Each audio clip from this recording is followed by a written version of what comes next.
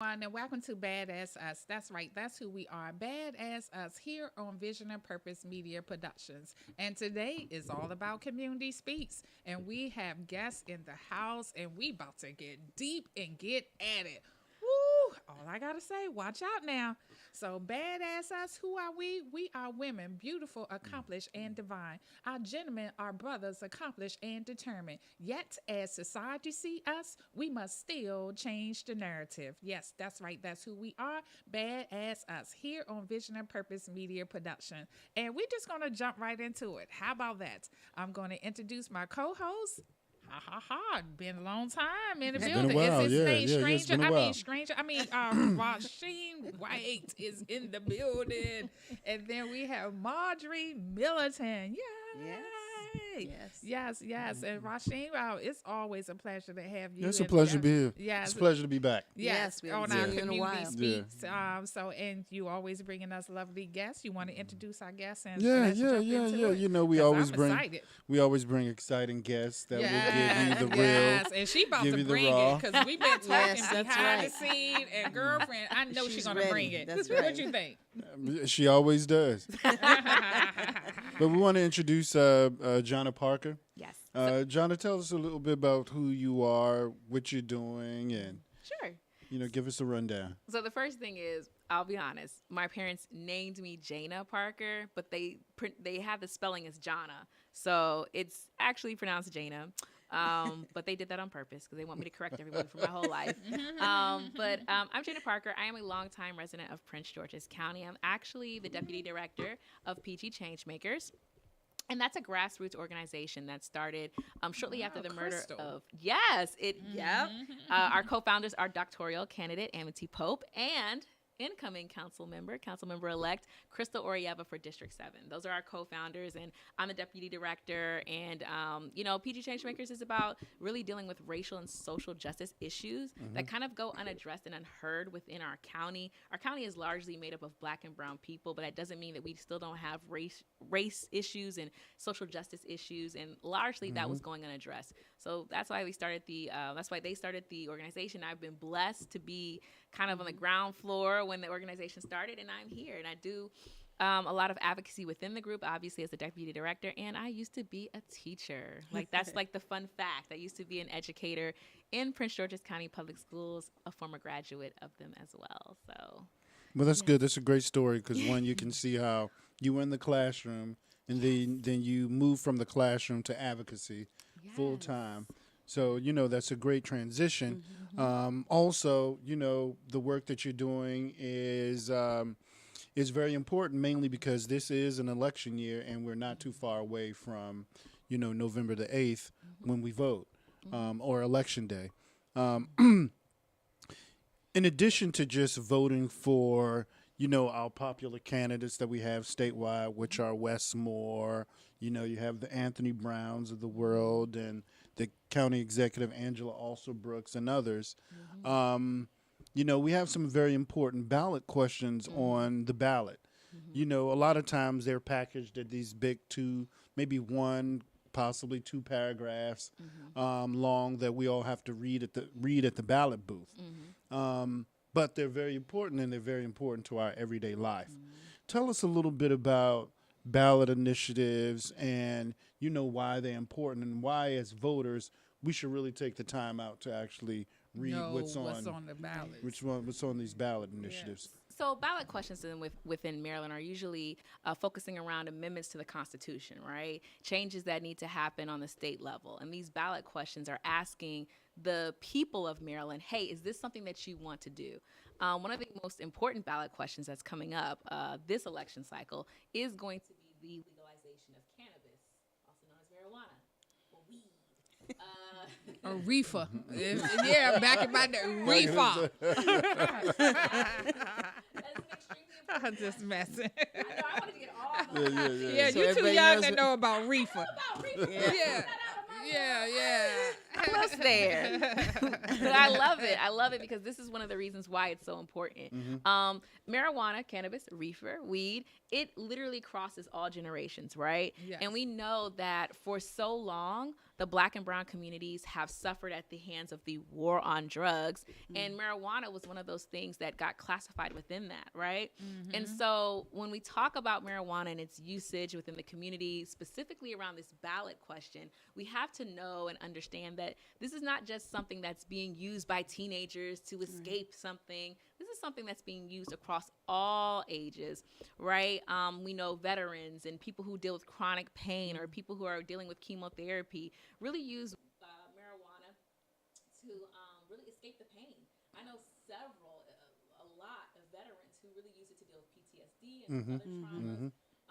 We can talk about it for rape victims or people who have severe anxiety. Right. This isn't just some drug that has been used or popularized to be thought of as some party drug or a gateway drug that is not important to the community for different reasons and in different perspectives. So when we take it from that thought process and we're talking about the ballot question, right? Marylanders have this historic chance to vote on legalizing marijuana. Additionally, we need to understand that, most of the people that are in jail, right, or prison for marijuana are people from the Black and brown community, even though usage of marijuana is on the same rate as people in the other communities, particularly white communities, right? But we're the ones with the higher arrest rate. And we see that, possession or sale of marijuana has really caused a disruption in the Black community, right? For something that a lot of people don't see as harmful as alcohol, tobacco, and things of that nature. And so when we think about all these different layers, right, to the marijuana usage and how the usage has affected our community in regards to jail and prison time, the ballot for question gives us an opportunity to rectify a lot of different issues, particularly in the Black and brown community. Additionally, right, there's going to be a part of that question that talks about the amendment, which would be expunging records or shortening the expungement time for those who have possessions.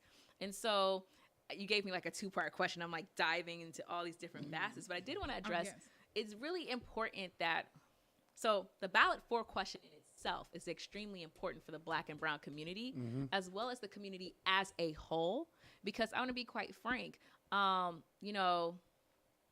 there's a saying that a rising tide lifts all boats. Well, the same can go for a tide that's really low, right? It's going to take everyone down. And when you have this drain on the community and its resources because you're dealing with incarcerating people and using the resources to go there, as opposed to going into the community, it affects everyone, regardless of the color of your skin. It just predominantly affects us more. That being said, when we have these ballot questions, it's extremely important for us to read through them, for us to know them. But I think this conversation, and I want to really thank you for having this conversation and talking about the ballot question, because I think even more important is, if I'm a voter and I'm just going to the polls, I'm usually going to vote for a person. I'm not really understanding the how other there's parts. these questions. And then, to be quite frank, they say that these questions are written, on a 6th or 7th grade level, but they're really kind of not for some people who can't really understand the legalese behind the amendment. I call it trickery because it is some trickery that goes along with that. Because for me, I'm just gonna put it out there. I think they word it in a way that whatever way they want it to sway. Because most people is not like you said. When you go in there, most of us are just going in, got our mindset on voting on the people.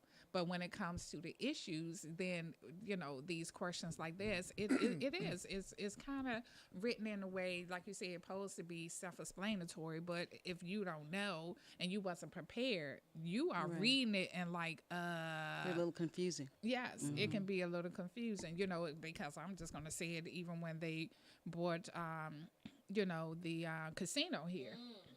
That was another big issue here in Prince George's County when we had to vote on that. It was trickery then.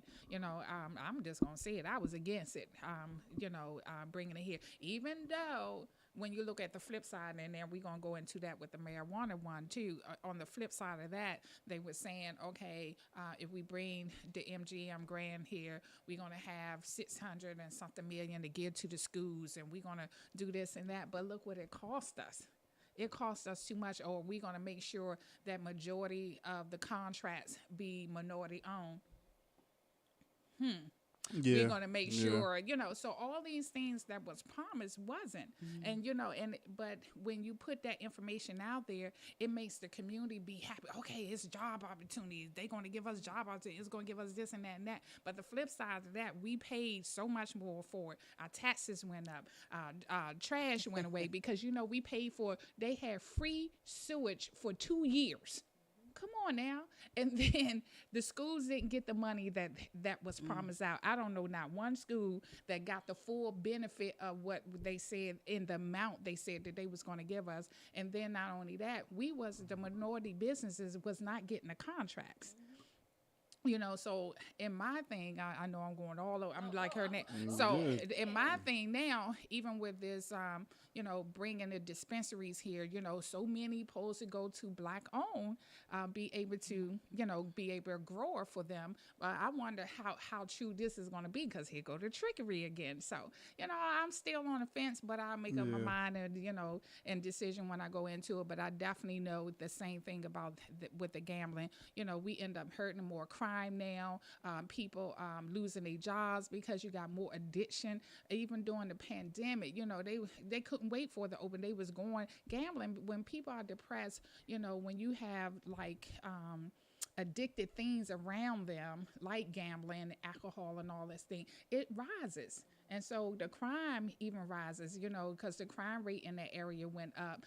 It's just a lot that you have to look into. I think a large part of that too is, what we were talking about is some level of accountability. Yeah. Look, if you do have ballot questions, the ballot questions come on the ballot because of the legislature. So therefore the legislature has to do a better job in educating us about these ballot questions. Have they done that so far? Hey, we can just put that out there and folks can determine that for themselves. But, even when it comes to accountability. That's what I said.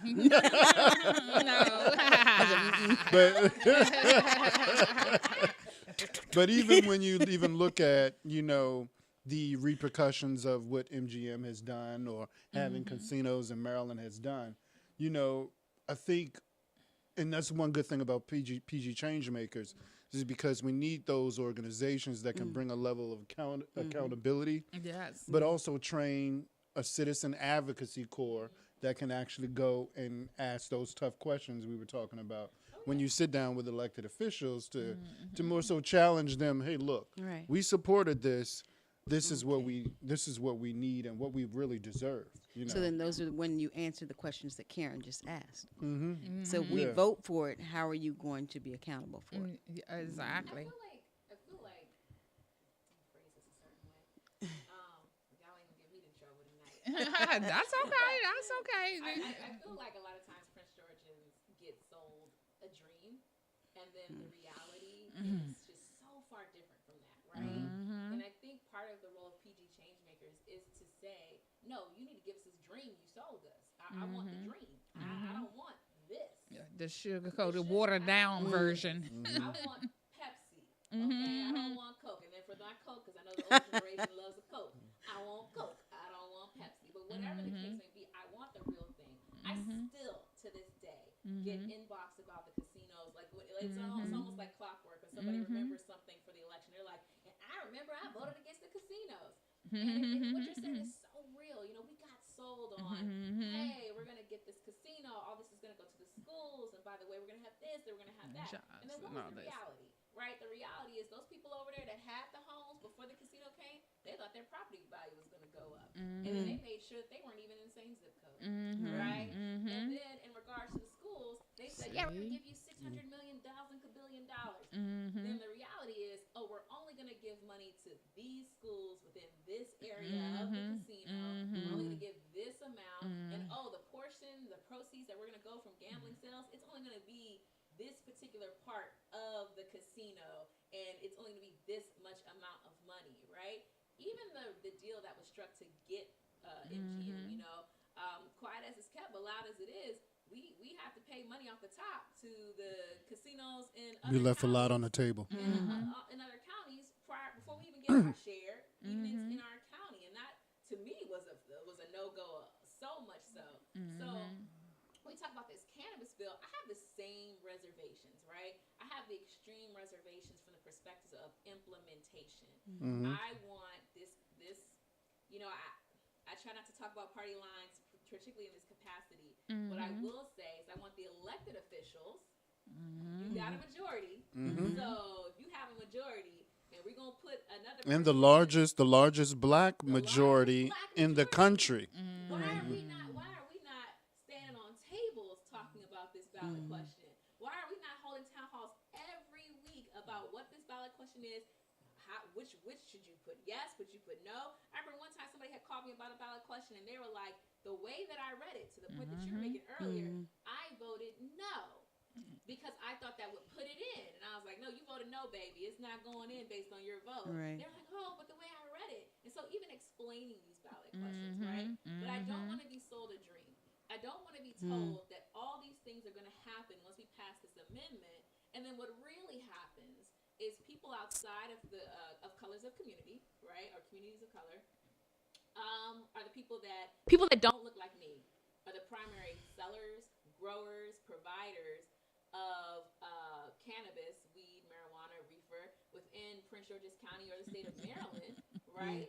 And they're the ones benefiting, profiting, while the community isn't profiting, right? The people that went to jail or prison off of this are not profiting, and then the local school system is not profiting, and then we're having all these things, but the only thing that's profiting is you, and then we have people who are able to use it. Yeah. But not even just We profiting. have to take a commercial break, guys. So when we come back from this commercial break, as you can see, that's why we dived right into this topic today. So we're going to take this commercial break, and we be right back here on Vision and Purpose Media Productions. See you on the other side. It is key that you mind your mental health. Hey guys, how's everyone doing this week? Hi. Use the 5 keys to mental Well, this week movement. has been a really monumental week for me. I realized that I was not being myself. Reaching out. Be positive attitude person self, like you guys know me to be. I was Staying listening to upbeat. teaching and get back to that happy, cheery self you guys of me. This week's been kind of Being stressful, creative. all of the workload that we have on online learning. So I've been trying to use different platforms and different websites to help ease my mind and ease my stress. And what about you, Margaret? Well, you guys know me. I just love to work with others and serve them. Serving others. Realize that when I serve others, my mind is off of myself. That's right. And don't forget, self-care is key. Self-care. All right. So see you guys next week. Right. Bye. Your mind matters. What's up, y'all? Welcome back to Badass S. So we're sitting here having a deep conversation around question 4, one of the ballot initiatives that's on the Maryland ballot this year. You know, bringing a little bit of awareness. We're here with our guest, Jana Parker. You know, I want to put an accent mark and say Jana, but Jana Parker, the deputy director of PG Changemakers. We're talking about this marijuana ballot initiative that is very important for us. We're talking about, you know, the inequities in marijuana, not just when you're looking at criminal justice aspect, but also the economic and profitable aspect of it. So, you know, we say, for instance, okay, we all suspect that this ballot initiative's passed with yes votes from the majority of Marylanders. What happens next? You know, you'll have a large group of folks who can now, you know, a year from now, we can actually purchase it, you know, legally. You know, are they going to continue from what you know? Will there still be barriers to having a ID card, you know, to actually purchase? Is the legislature looking at how do we make level the playing field so that if someone who was locked up for selling tons and tons in a corporate setting, they would probably be the number one salesman, right? But they're currently in jail. So will they be able to come out and say use that smart mind, which got them in jail, where they sold many of product? Will they be able to say, hey, start a business, that where they can profit just like they did before they went to jail? So what are your thoughts there? Have you heard anything from legislators talking about that? So a couple of things, man. I'm gonna have to answer your question. Legislators. In several different Phases, yeah. So the first part is it's going to be like alcohol or tobacco. So you're probably going to have to use your ID. It's 21 and over. The ballot question does have a portion talking about the amendment and talking about some of the things that should come after that. So you will more than likely have to use your ID to buy it. Additionally, you should be able to grow, I think, at least 2 plants. That's one of the kind of things that they're trying to work out, that you would be able to be a home grower. Don't So quote me on comparable, that. is it comparable to Virginia? Because I think Virginia has something similar with like 3 plants. Yeah, it's kind of like that. In Maryland, Maryland is trying to model it, after the ones that they've seen, but they're trying to get it right? And we've seen that in certain areas, in where they've decriminalized and legalized marijuana, it's still not equitable throughout the state in regards to the funding as well as the accessibility as it relates to Black and brown communities. And so they're trying to get it right. So to the question that you're asking, I know that there is conversation around ensuring that, you can have up to 1.5 ounces, that you can kind of grow your home grow 2 plants for your own personal use. And if you're buying it, you would probably have to have an ID. In relation to equity, right? Oh my gosh. So the ballot question also talks about an amendment that would talk about lessening the expungement process by a year in regards to those who have possession. As well as funding to go to Black and brown communities, public health initiatives, and cannabis businesses, right? So that amendment is in the ballot question, and it's not just about it being the language, but it's about the implementation, right? And we also know that sometimes we have to get into the weeds when we talk about implementation. And so it's up to the legislature when they're talking about, okay, this amendment has passed, really getting into the weeds around the implementation of what that looks like. And so to your other question, to me, what it should look like, or at least components of it, would look like that. First of all, I think expungement should happen immediately. Yeah. That it should be an immediate expungement. Those who are in jail for possession should be released, right? Transitionally, but released, essentially. They need to be transitioned back into the community, but released. Those who have a possession with another charge, your possession time should be taking off, right? So that's the first 3 things when we're talking about reentry as citizens, because we know that when you come out with a record that does bar you from getting a license, from getting government contracts, from being able to own a business in certain capacities, and subsequently, we want to make sure that they're able to do that. They want to make sure that they're able to get, to get government contracts, right? And things of that nature.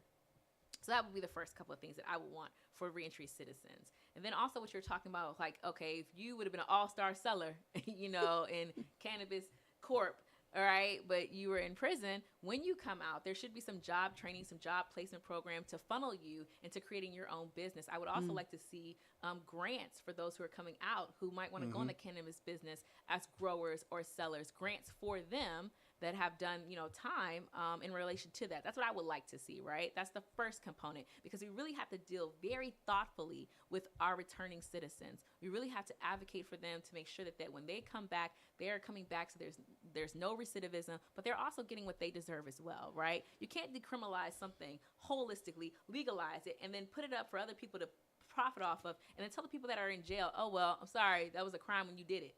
No, that's not right. So you need to get that right first. The second part about it is that I really think that should be done is that all this money should be there should be a large amount of revenue going to Black and brown communities, particularly in the school systems, right? One of the things for Prince George's County, and anyone who wants to fact check me can. Put that out there first off. But we do have a maintenance of effort, right? Which is meaning that if Prince George's County public schools are funded, I'm just giving a random number, $3 billion. If they're funded at $3 billion, you have to keep that up or you have to go above it, right? But Prince George's County, even being at a high level of funding is still an underfunded school School system system. for everything it needs, Exactly. right? And so I'm looking to see the legislator, and plus we also still have to fully fund Kerwin, right? I'm looking for the funds to go to fully fund Kerwin, which is the Blueprint for Education for Maryland, as well as specific dollars outside of the Blueprint for Education to go to predominantly Black and brown communities such as Prince George's County, such as Baltimore City, for their educational systems and their educational capacities. I'm looking for a pipeline for education for cannabis growers and education and businesses and profits for the HBCUs of Maryland. That would be Bowie State, UMES. UMES, Morgan State, Morgan State. Go ahead and And say it. the great, Oh, the Lord. great, She the biased. wonderful Coppin State University in West Baltimore, Maryland.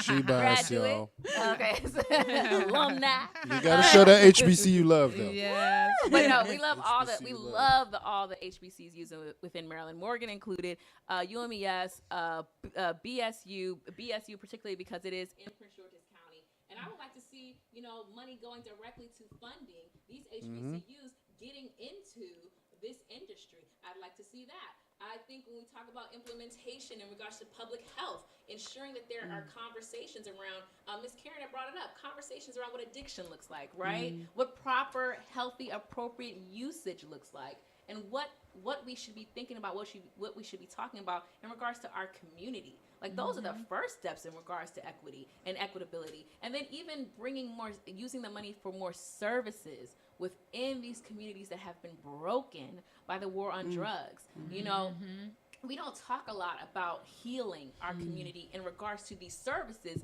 that should be provided by the government.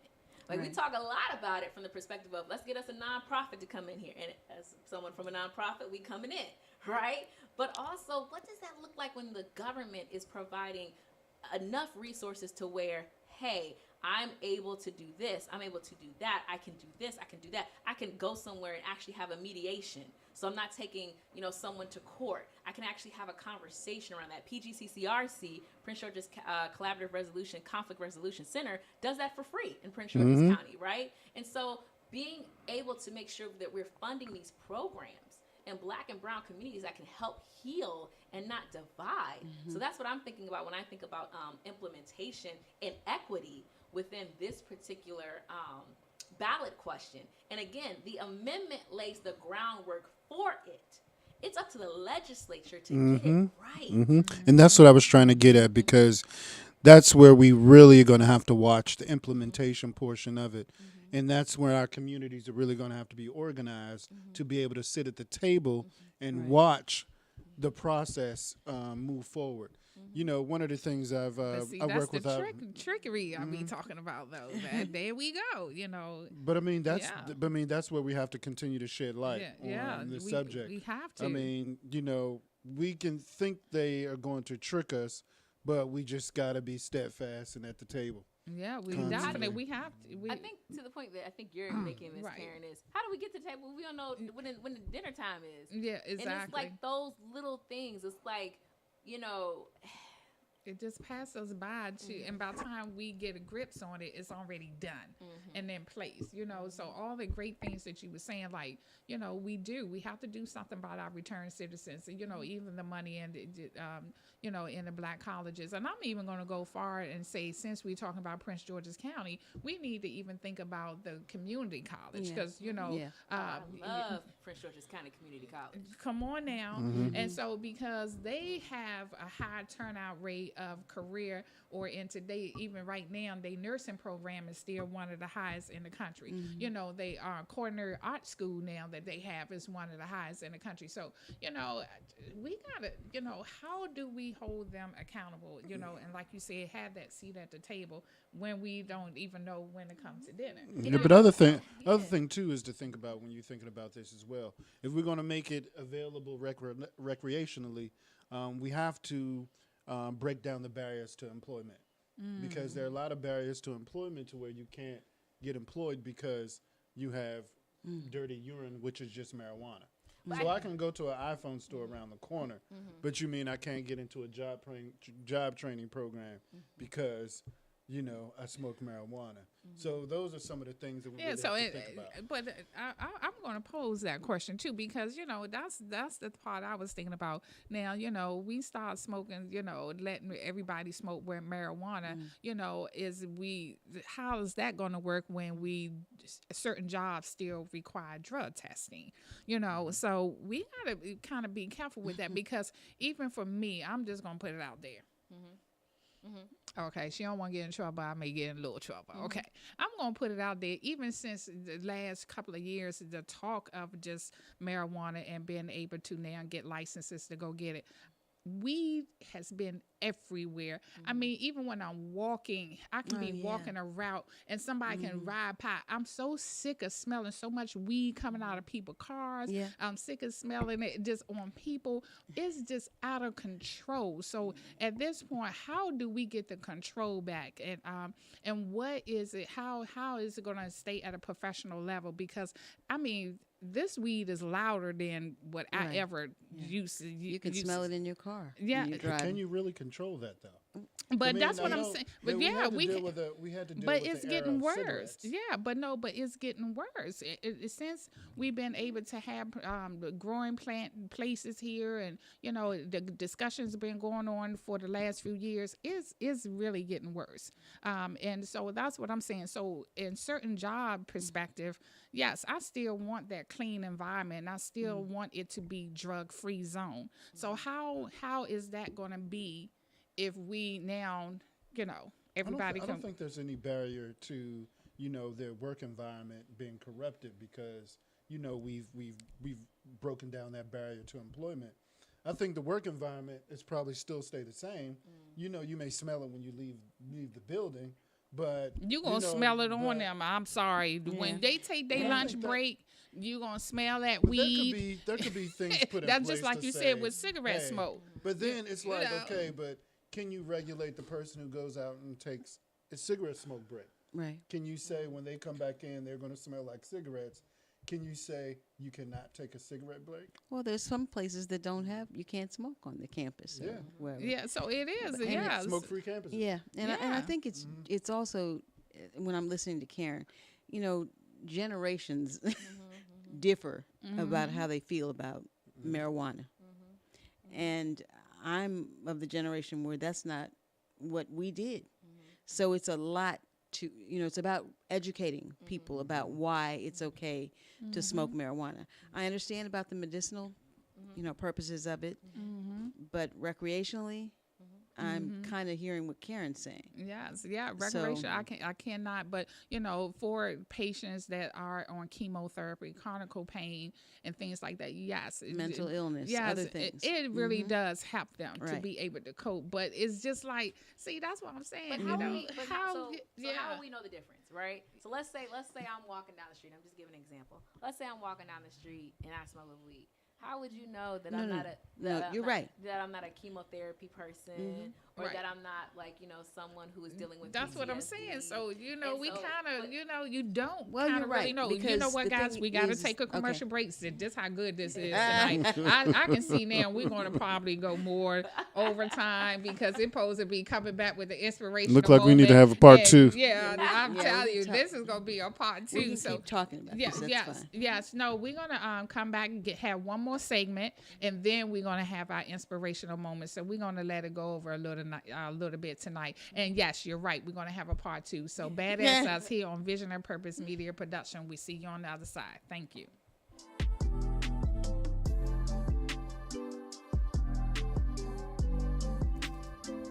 Hello, my name is Tania McQueen. I'm the Residential Services Manager for Prestige Community Resources. What our new facilities are respite centers. We're opening 2 in the city right now. Hopefully we'll expand to more. But respite centers are a place where people can come and get a little additional support with their mental health. Our one on Eastern Avenue is for men, and our one on Minnesota Avenue is for women. Our facilities are for all DC residents, especially focusing in on those in Wards 7 and 8. So they're really nice, and I'm excited for consumers to actually see them. What are the services that we're going to provide? Therapy, case management, medication management, all provided by professional staff, a licensed nurse practitioner, psychiatrists, sociologists, social workers, and then our paraprofessionals, our case managers. It's just a place where you can come and get the supports that you need to work on your personal goals, as well as to get your mental health straight. Simple, single adult, 18 years of age or older, a DC resident. You need to have insurance, but if you don't have it, it's okay. Still come, we'll work on getting you insurance. Have to have a negative COVID test, a negative TB test, and be willing to work on your mental health. For more information about respite services, you can contact us at 202-796-5000 or hit us up on our website at www.prestigecommunityresources.org. Well, welcome back, y'all. Welcome back to Badass Us. And that's who we are. So we're sitting here, we're continuing our conversation about the Marijuana Ballot Initiative, question 4. You know, a lot of us are still trying to figure out, you know, what is the ballot question, details about the ballot question, the importance of it, the effects of it, you know, and also why haven't we heard a lot about it? If this is very important and it can really change the culture of our communities, why aren't we talking about this? Right. You know, I think, like, you said something on the break that I think is very interesting to bring into this perspective as I answer that question, right? There's not a lot of intergenerational conversation around this because so many people have so many different views for so many different reasons, right? Like, me, for example, I don't do drugs, I don't drink, I don't smoke. But I'm very much like, oh, do you want to drink? Do you want to smoke? Is that what you want to do? Because you should have the availability in a safe capacity in a legalized way to do that. Like, I don't want to infringe upon your rights. That's just my personal choice, right? And then I'm part of a generation, and then I have 2 teenage daughters. And their own choices are like, nah, that's just not for me. But that's their choices, right? And so they've told me a little bit that when they get older, they're going to be like, hey, I'm sipping that wine. But, you know, in regards to, like, you know, marijuana, it's like, yeah, that's just not my thing. But it's different between other generations because you have an older generations that's like, look, we should not be doing that. That is not what should be done. And a lot of these older generations are the people that vote, right? And so while you have base voters. Base voters. So while you have, and so it gets to the answer to this question of why aren't we talking about it? Because what we're expecting is our legislators to talk about it, right? But if our legislatures get elected by the big block of people that are probably against it, they're not going to really talk about it. And that's the reality of it. Yeah. Even though they know that this is the best ballot question for the people that they represent. Right. And this talks about being courageous in your conversation. Right. You need to be courageous and say, like, look, I understand that this is not the times for the older generations. I understand that this is not the time for certain young generations, that this is not what you think is appropriate. I understand that. But this is how our community has been affected by this. Right. This is how this has damaged our community. And what we're trying to do is put in place a safe and legal way for people to enjoy cannabis and stop this destructive component of this drug within our community. And that is a courageous conversation. And what I'm looking for is legislators to be courageous. And quite frankly, that's not what we have. Now, let me say this, though.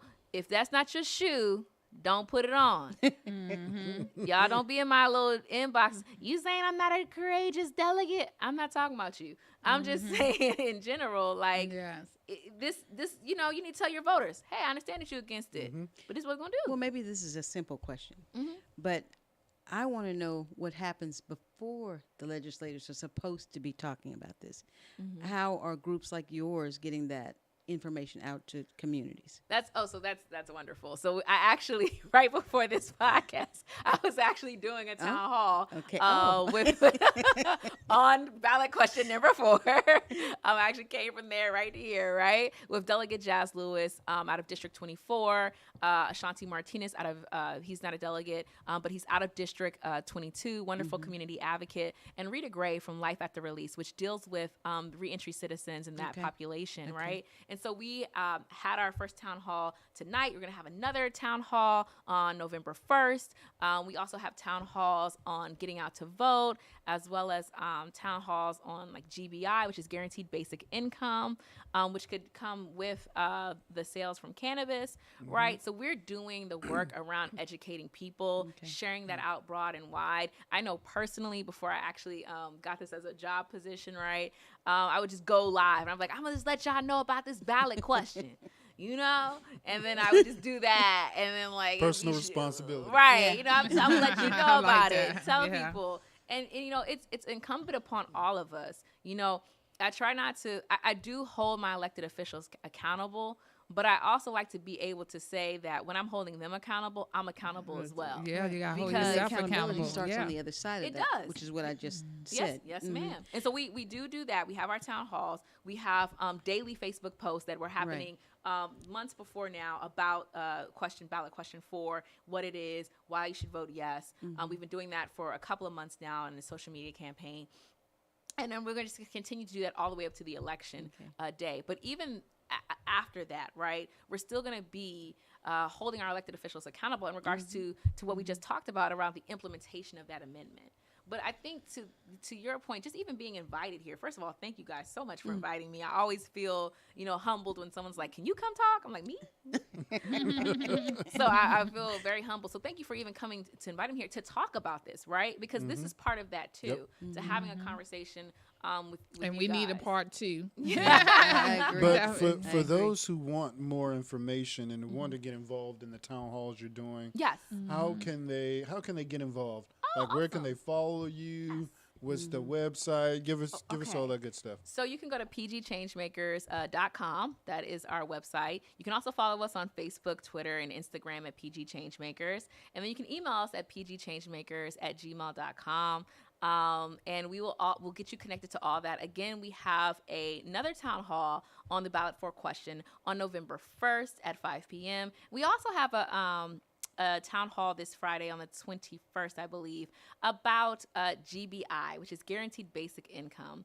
And Guaranteed Basic Income is just essentially money that is given to people, extra money over the course of a couple of years in regards to a certain amount every month to just help give a little boost for people to get out of certain situations or just move forward with their life. And we talk about that a little bit more about how that helps lots of communities, but particularly communities like ours. And I think that it would be a good thing if part of the funding went to a GBI program within our area. They actually do it in Baltimore City, and it's called the Young Families Initiative. So if you are between the ages of, I believe, 17 and 24, you have a family, you get GBI benefits. They're doing a pilot program in Montgomery County, and they're also doing a pilot program in Alexandria. They have a pilot, and that's in our area. And we also have a pilot program going on in Los Angeles. So this is something that's actually been done in developed countries, right, for years. Like, other developed countries already have this in place, and they've been doing it for years. So this is just a conversation around that. But that is how you can get in contact with us. Yeah. So, guys, this has been great. It's been good. So I'm going to, I always like to play the devil advocate here. So you see, I started a good conversation right before the last commercial about, the weed in the workplace. Now, I'm just having reservations about that. The weed in the workplace. Yes, the weed in the workplace. We need like a whole song about That's that. a whole town hall thing. The weed in the workplace. No reefer. Look, no reefer, no joints. There it is. All the slang terms. Yeah, all the coming out. slang. Put it We're in going back. We're going back. Okay, so then now, here we go. Let's talk about the part that you're saying about it. We need to really do address the part about our people was getting arrested and getting the highest time just for having little bitty, itty bitty weed on them. And, and I do believe that I love all the answers. Let's just go back to what you were saying. I love all the answer about, we need to expunge them right away. We need to have grants. We need to have programs for them because half of them, just because they may have, I know a little bit turn, 5 bag, a pound, little 2 ounces of weed on there. I even know that's No, I'm just But no, that's another. That's another question. If the Yeah. if the Out bill here if selling. the ballot question is passed, can I ride around with a pound of weed in my car? Yeah. No, you know, cannot. we do some pounds around here. You Just know, have pounds but no, of I'm weed. just But if I had a And dime And they bag, gonna I'm be good. like, and No, Parker but that's told what me I'm I saying. could do. No, I did a not. dime bag with just like 2 joints these days. I think it's you know. 1.5 ounces. I believe. Yeah, so that's what I'm saying. So they're say that again so they get it. I believe it's 1.5 ounces, but Believe. it's definitely not a pound, y'all. I not, see, not I walk 5 around. pounds for real. Don't walk around, don't drive No, around with a I'm pound in just your messing. back seat. I'm not throwing 5 pounds in it. But literally back in our days, if they got caught, with like a lead of weed was like a little sandwich bag, worth or something like that, halfway, or just a dime bag or 5 bag, they was getting 15, 20 years. Okay, when, like you said, when the other communities was getting nothing, so how do that person, after now being incarcerated for 10, 15 years, look, time has changed. We so modernized now in technology that they come out and can't keep up. Because they've been incarcerated for so long for something now that we're up here getting ready to, the state is getting ready to profit. And so, and that's the part I want to talk about now, because it's the profit of it all. Because all these years when I was coming up, we used to always hear, oh, they need to legalize weed, they need to legalize marijuana. But until they have figured out a way how they can make money, so we ain't talking about that part now, how much money is being made for them now to have this legalized. So, it took time for them to figure that out. And the bottom line is, and that's what it is. It boils down to the money, how profitable it's going to be for the state to have this, because it's not really, for me, if you ask, it's not really for the people. Yeah, we'll pacify certain areas of this to make it sound good, for we can legalize this thing. But at the end of the day, it's just going to be like the casino. Yeah, The Yeah, I was bottom going to say line that is sounds about the money. like the casino. Yeah. So what do you do about things like that? But I mean, I think, I think one, it's going to be very profitable. Oh, It's definitely. already is very Right. profitable. Yeah. I think like we were talking about earlier, I think it's important to think about the distribution of the wealth. How will that be distributed to, how will we see it in our communities? Will there be a level playing field? Will I be able to compete against, the millionaire or the billionaire who wants to start a No, and I a don't mean to cut dispensary, you off. And but just also to prove this point to you, my friend has a black-owned company, AA certified. Okay, when it first came out a couple of years ago, she put in to be a grower. This is in Montgomery County, and they needed minorities. She's black, but of course, all that got approved was all white, and she got denied. So where's the fairness in all this? How are we going to manage that? I mean, I think that's what we're trying to get to. Yeah. Right. A level of equity. We do have champions like Jazz Lewis and many others in the legislature Gabriel who can talk Osmero, about it. But Jill Carter. Jill Carter's amazing. but it's going to be profitable when we already have reports that there are more people smoking weed than they are cigarettes. It's for we finally I guess reached, Yeah, I just reach to said where that. it's- We smell weed everywhere now. And you Oh have my to also gosh. understand that. So you also have to understand that the legalization of marijuana also looks into the different types of consumption, right? I know there's a black-owned business out of Greenbelt, Maryland, a bakery dispensary type place, and forgive me if I'm saying it wrong. LaJuan Stribling out of Greenbelt.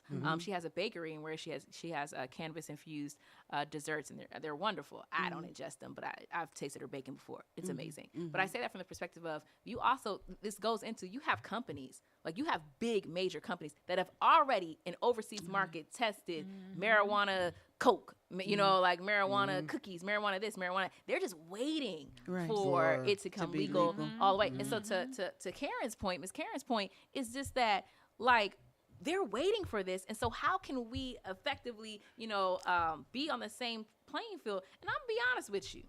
It's not going to be Go easy. ahead. Be honest with me now. If this not your shoe, don't put it on. Okay. I always have to I'm put that thing. Yeah, I'm gonna steal because that. because we have legislators that get a lot of money from people that are poised to make a lot of money from this place, Right. and they're not going to put in legislative language Pay to that play. is going to really help us. And we have to be accountable. We have to hold them accountable. Like, holding them accountable doesn't just mean these. I know everyone's like, oh, we shouldn't be protesting out of people's houses, and I'm not saying that you should. But I'm also saying that what's good for the goose is good for the gander. Right. If y'all was sitting up there telling people to go outside Mike Pence's house and protest and things of that nature and go to people's Supreme Courts because you had all these issues because they were doing this, it does not change because we're on the same side of the ballot Right. in regards to the party, and you're not doing what you're supposed to do for me. Right. It doesn't change. Amen. Now, again, I'm not saying go to somebody's house because, hey. But what I am saying is that if you are advocating for that in one capacity simply because it is a different party, but you are not doing the things that you're supposed to do, and I voted for you and I'm in your party, I'm going to hold you accountable. Right. It looks like going to someone's fundraiser and saying some things like, Well, that's but what we got to do. It looks like going to the Plowman Fisherman and being like, well, that's not what you said.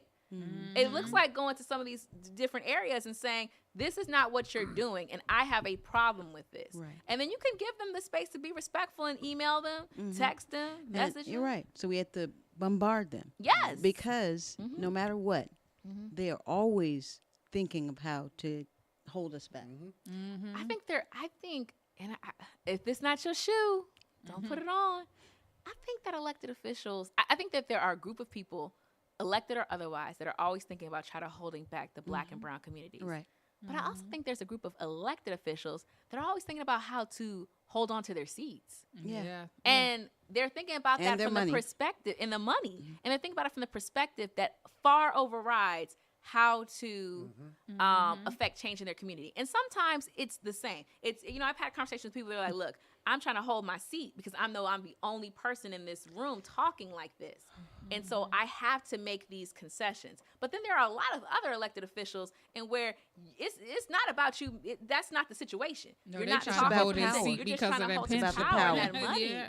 And then you even see it on the local level when we talk about development. Like there's this big thing where it's like, I don't want to get in trouble, but there's this big thing where people are like, oh, this group of people are against development. We're not against development. We're against development that is not community centered. You can't look me in my face and tell me 200 townhomes in this area without an additional school. Yes. School. Yes. Not And just roads. school. You talking about roads, Oh, bridges, roads, sewer, roads. infrastructure. Like, you don't have any infrastructure to support these 200 and if townhomes. you aren't willing to invest in that infrastructure, buy. Exactly. I'm with Bye. you. Oh, well, why? You What? know? And See then, ya. but again, you got people that look me in my face, look me in my eyes, and tell me, you're mad that we're trying to bring homes into this community. I'm mad that you don't have the infrastructure. You don't have you don't have a school system. You don't have well, not a school system. You don't have another school in place. You don't have a library. You're not talking about all these different resources. You have areas in Prince George's County, that haven't had grocery stores Right. in 10, 20, 30 years. But you want to put up a whole housing development in the back of somewhere? Okay, but no, and it's these kind of conversations and where I feel frustrated because it's like I know I'm not insane. I feel like I'm Leslie Knope on Parks and Recreation. But I think we got to get to a point here as county residents to where we aren't so, and then our legislators too. It's like we don't need to beg for anything. We have one of the largest populations, not only in the state, but the largest black populations in the country. We shouldn't have to beg or give tax breaks and all that to get amenities to come in our community. When you look at Wegmans, the number one Wegmans on the East Coast, you look at some of our Sam Clubs, you look at some of our retail establishments, they are posting high profits, probably more profitable than any other area that they have their locations. So I think we got to get to the point to where we're not so satisfied. Oh, we got this. We You made know, you know. Yes, and that's a good point. And guys, I'll tell you, this has been a good talk. We're gonna take this commercial break, and we're gonna come back with our inspiration moment. You know, all this talk about weed, I feel high. Question 4. We talking about question 4, not just weed. Yeah, Question yeah. 4. Question 4. Weed. Or reefer. Yeah, reefer. Or Mary Jane. Yeah, Mary Jane. Oh, you trying to go back? All right, you She know. knows the da-da-da-da. Mary Jane. All right, we're going to commercial break. With Please go Mary fast. Jane. Please go fast. Rick James They would be singing. proud of us right I'm now. trying to get So on please key go so fast. They bad. I'm singing. messing up the key. Let's See get you out of on here the now. other side. Vision Purpose Media Productions. See you on the other side.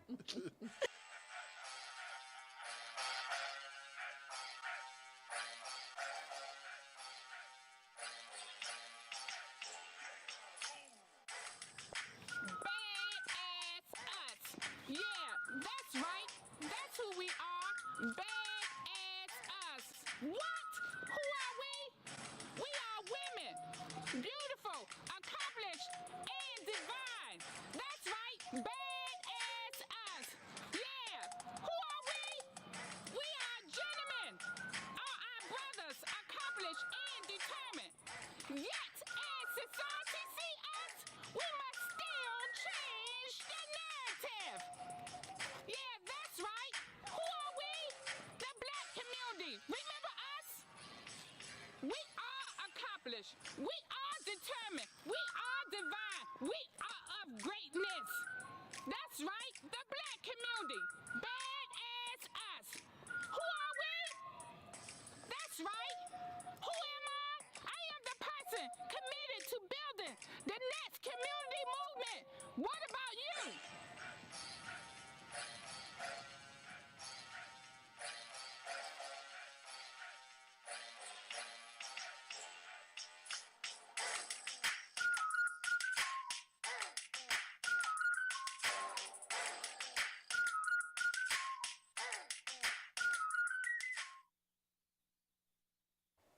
Hello, everyone, and welcome back to Badass Us. That's right, that's who we are here on Vision and Purpose Media Production. And this has been an awesome conversation. As you see, we are going a little overtime tonight, but we must end the way we have to. And that is with the inspirational moment with Marjorie Middleton, the inspiration within. What you got for us On a tonight, different Marjorie? kind of high. Yes, on a different kind of high. And the best high there is, that natural high of the Lord. Right. Of the Lord. Bring it to me, girl. So the topic tonight is don't doubt your anointing.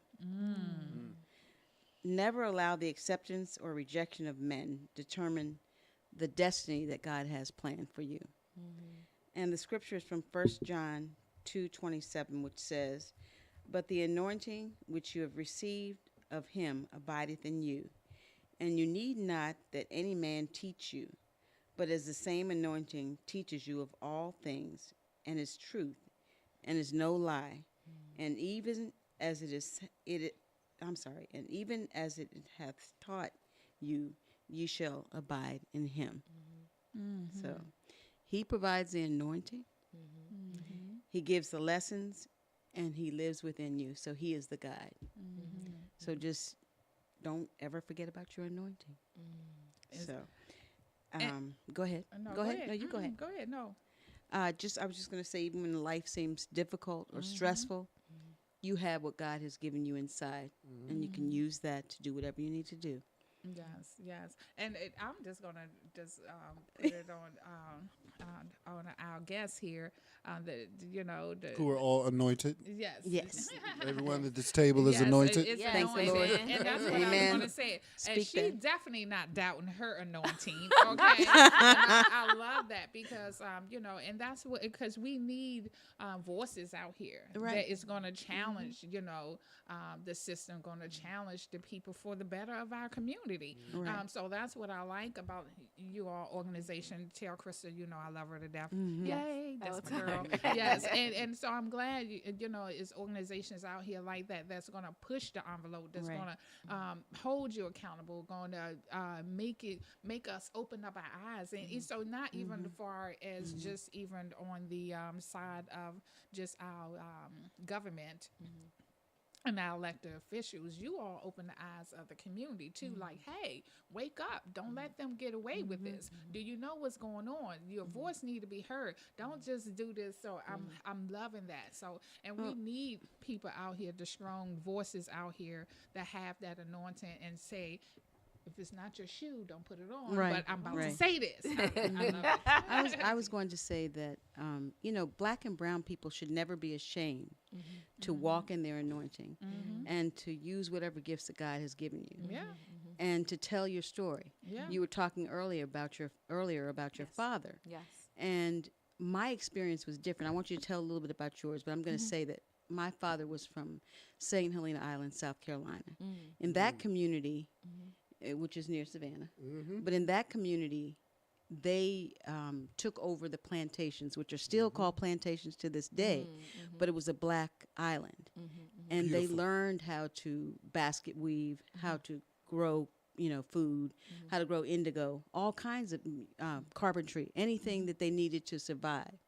But, we need to tell our stories, even if we think they are not positive. But they are positive. Because they're going to teach our children and our children's children how to survive in this world. So I, really just want you just to tell a little bit about your story. Okay. I'm the daughter of two people that are from Memphis. My mother and my father are both from Memphis, and they both had totally different upbringings. My mother is from about North Memphis, the Douglas Crump area, strong black community, strong ties, a very tight-knit community, and we actually have a family church down there. My family has a church, Watkins Chapel Church, and that my family actually helped build that church, the Threets. And, kind of the inner city growing up, so to speak, right? And my dad actually grew up in the south part of Memphis, closer to the more rural area, and he talked about when I got older, he kind of opened up to me about his experiences and how they differed in regards to integration and segregation and things of that nature. And it was really eye-opening for me because my parents are very Black history oriented, very much historians. And in my 20s, I was finding out that my dad, kind of experienced a lot of the things that I was learning in history books, right? And it was very eye-opening for me. It was very traumatizing in a certain capacity because I'm definitely fully a daddy's girl, and to hear that my parent had went through that, and it's not someone in this gray book with no color, it's my parent, was a little bit disconcerting. And it's important to realize that we are not far from segregation and integration. We are not far from the effects of the racial disparities that continue to affect and plague our community. Right. And I remember when my father was talking to me about just the difference. This is why I love HBCUs. My parents actually met at Tennessee State University, and I am an HBCU grad of Coppin State University, and my little sister actually is a graduate of the HBCU of UMES, University of Maryland Eastern Shore. So we're a proud HBCU family. But my father talked about growing up in this rural, tight-knit community of Black students and having Black teachers who told you to have pride in yourself and be happy and be stand up straight. And my mother had that experience in Douglas as well. And then he talked about the integration, right? And he talked about how he got bused to literally a location that was called White Haven. And how that kind of affected him and impacted him to go from this loving, warm, HBCU-like community in regards to education, in regards to support, and then go to this place where you're not wanted, but you still have to excel. You excel. You still have to succeed. You still have to be better. You have to be stronger. You have to be faster. What is the saying? You have to be twice as good to get half as much. Right. That's right. And just to hear that was, my parents' experience. To hear that, my mother, she always tells a story, she was about 8 or 9 years old when Martin Luther King died. And there were National Guards on her street. They pulled a gun on her and told her to go in the house. And just to even hear those things, and even to see from the perspective of, even now, my father seeing how it kind of weighs on him. He doesn't want to watch movies about slavery. He doesn't want to watch anything like that. He will get out of the room very quickly. Yes. But it's to understand that you've experienced, you know, this to some degree, to the point in where you either block it out or you don't want to deal with it. Because again, I didn't even hear about these things until I was in my 20s and in late 30s or early 30s. Not trying to give away my age here, but I didn't hear about this for a while. So it is important to tell the stories of your parents, to tell the stories of your grandparents. You know, I'm proud that I come from, on my mother's side, a strong Black family who grew up in that area, who helped build a church, who helped have these strong roots. And I'm proud of my father and his family and the roots that they provided and the roots that they had growing up and things of that nature.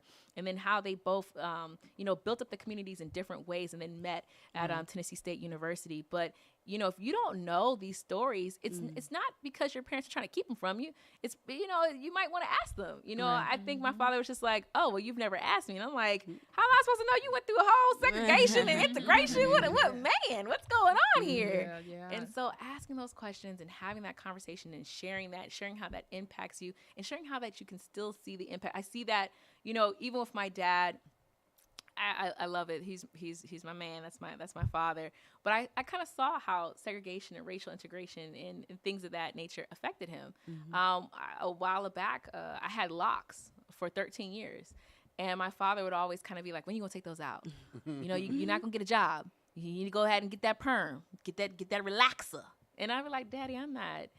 Calm down, first of all. I like my hair, gaps. You know, I'm natural now. It's a twist out, y'all. But it don't look like it, but it's a twist out.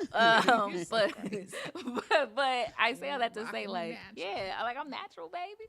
So I would just say all that to say, like, I can even see how, like, white toxicity and that in his upbringing has affected even just the thought process of, you know, you can't be yourself to a degree. Because when he met my mother, she had a full bush. It was a nice afro. It just patted out. It was beautiful. So, you know, just to kind of see how that has really affected him and see how that affects, you know, other people. Because, you know, it really is a testament that you should know your history. And then it helps you understand your parents a lot. Like once my father told me about his experiences and then my mother kind of opened up a little bit more about her own, I really had a better understanding about why they were so pro-Black in certain things. Things. Oh, I always respected my parents. They from the South and they was both in the Air Force. So not respecting them wasn't an option. But those are the important stories that really make us whole. It you does. know, those teachable moments, those stories, those intergenerational exchanges to where we learn from each generation is like the knowledge passes down from generation to So generation. we won't doubt our anointing. And I'm from the South as well, you know, and just to hear these stories. And for me, it is important to have that. And that's just, I know this is who I am today is because of the stories that, you know, I hear my parents talking about what they had to go through. And at first I used to say, you know what, I'm moving back to North Carolina. When I grow up, I'm going to move back to the South. Me and my mouth. I don't think I can go back to the South, but you know, I'm just thankful and grateful for the stories that you know, that was shared in my family, you know, and all that they went through to really make it better for me, you know, and better for us. And so think about that, you know, your parents, they went through a lot to make it better for their children, and that's what each generation generational experiences and you know, in our culture we just want the next generation to be better than the generation before, you know, and that's what you always hear. If you talk to we just want to pass it down, pass the baton. So with me, it's always important to keep the youth around me. I just love keeping the youth around me because that's just how I was raised. My mom, I just remember my mom just taking us in these places, having these kind of meetings with adults where they talking about things that affect the community. And at the time when you're small, you're a little kid, you don't realize how important that's just giving you the edge. So if I am the way I am now and going by what you just read, you know, using my anointing by me having that exposure at a young age. I know how important it is to be giving of myself, you know, and making sure that I'm always being a positive voice for my community and just doing whatever I can, you know, because even outside of my troubles, and because we all have troubles and struggles that come up, if you still be giving of yourself, you know, that is the anointing that God give you to still step outside of yourself and be a blessing to others and to your community. So, But you know, those I'm generational, I'm proud of my generational Southern roots. dialogues really help us shape. It's the reason why we do have a question for, because of some of the generational exchanges from when my father used to dabble with cannabis and so many other generations and what they have to go through. So now we're at a point to where we want some type of legalization, recreational use, you know, from generations of when our folks were terrorized, profiled, discriminated against because they've used, you know, this plant. So the generational exchanges actually help, you know, us move towards some type of solution. I will say this. I will say this. I definitely love an intergenerational conversation. I think for me, when my parents were telling this story, I think it telling me the stories of their childhood, it gave me a better perspective of why they raised me the way that they raised me. And one of the things that, one of the reasons why I fight so hard for Prince George's County and our residents to receive the best is because of my parents. My parents were in the Air Force, and when they got out, they said, I want to raise my children in Prince George's County, surrounded by other Black, progressive, wonderful people. And then what I realized when I got older, right, is that I grew up in the Black, prosperous area, but not everybody did.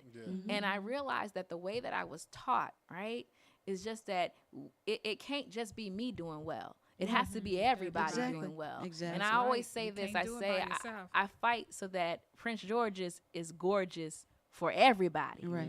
It can't just be gorgeous for those of you who live in Fort Washington or Tantalian or Laurel and Bowie. It has to be gorgeous for Hyattsville, District Heights, Seat Pleasant, Capitol Heights, all the heights, Suitland, the other side of Temple Hills. It can't be just gorgeous for one area. And I really wholeheartedly believe that. Like, I work throughout Prince George's County in areas that I don't live in, I don't pay taxes to necessarily, but I want to see you do well because you're my brother, you're my sister, and I come from a family. Community is what? What we say? Everywhere. Community is everywhere. So and that's what we need to do. We need to have communities everywhere. So Marjorie, thank you for this. Thank our beautiful guests.